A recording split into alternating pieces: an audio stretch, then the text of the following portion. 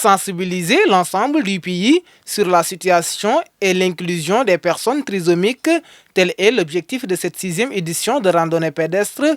C'est à l'occasion de la Journée internationale de la trisomie 21 que cette activité est organisée par la Jeune Chambre internationale avec l'ensemble de ses partenaires.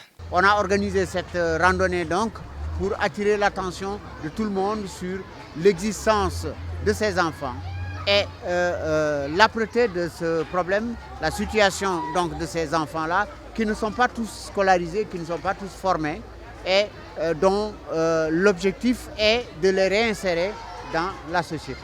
De nombreux mécanismes sont mis en place pour la réinsertion de ces enfants sans formation. Le premier mécanisme d'ailleurs, c'est de leur créer un cadre.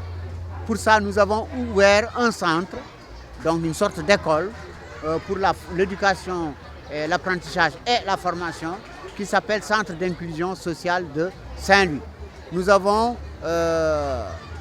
conclu une convention avec l'Université Gaston Berger qui va nous appuyer sur un certain nombre de choses, à la fois scientifiques et techniques.